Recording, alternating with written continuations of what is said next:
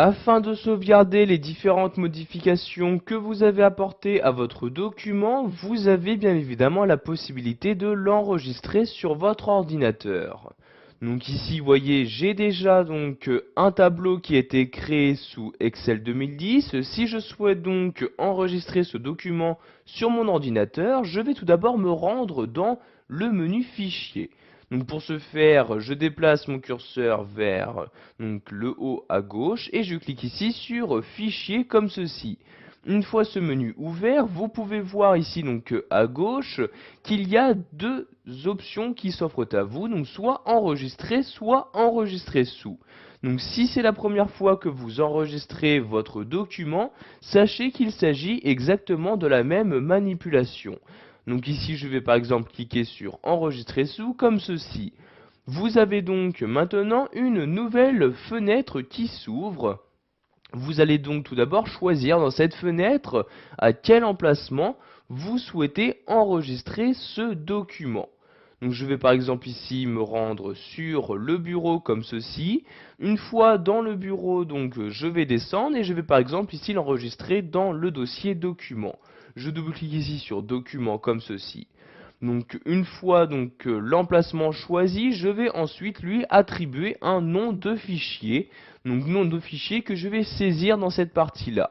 Donc je fais un clic dans ce champ-là pour sélectionner le nom actuel et je vais maintenant saisir à l'aide de mon clavier le nom que je souhaite donner à mon document. Donc par exemple ici je vais l'attribuer, donc par exemple ici tableau entreprise comme ceci. Pour finir, vous allez choisir quel type, c'est-à-dire quel format de fichier vous souhaitez donner à votre document. Donc pour modifier ce format de fichier, vous cliquez ici sur la flèche et vous avez donc dans ce menu déroulant tous les différents types de formats qu'il est possible d'appliquer à votre document. Donc sachez ici que le format par défaut est le classeur Excel. Si vous souhaitez rendre compatible votre document avec les anciennes versions d'Excel, comme par exemple Excel 2000 ou 2003, vous pouvez ici lui attribuer l'ancien format proposé par cette ancienne version de ce tableur. Vous pouvez également l'enregistrer en tant que modèle Excel, en tant que fichier PDF, etc.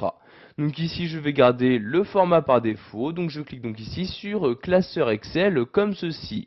Donc une fois les différentes informations renseignées, vous pouvez cliquer ici sur enregistrer pour enregistrer votre document.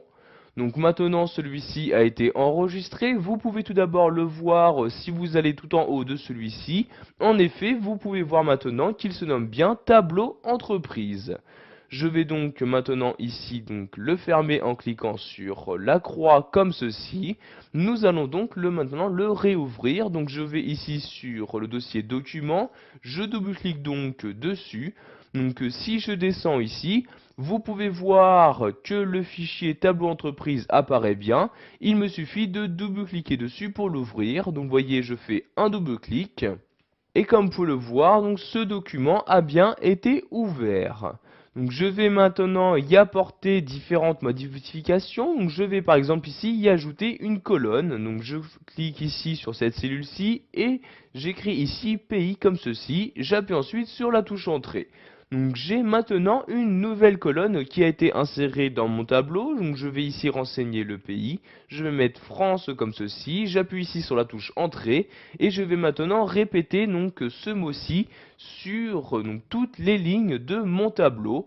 Donc je sélectionne la cellule et je vais me rendre dans cette partie-là. Je clique. Je maintiens le clic de ma souris et je la descends.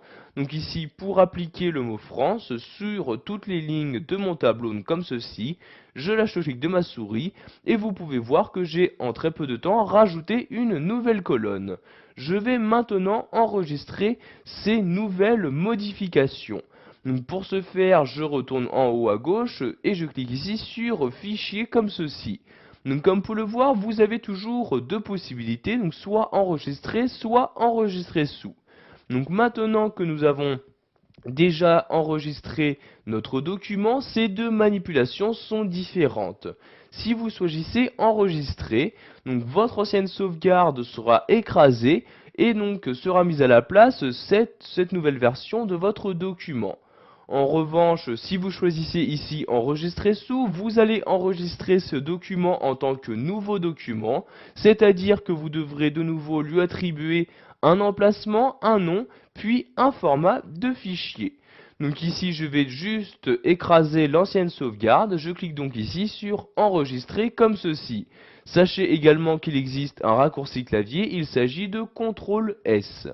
Donc maintenant, mon document a été sauvegardé, je reclique ici en haut à droite sur la croix pour le fermer et je vais de nouveau le réouvrir. Donc vous voyez ici, il s'agit toujours du même document.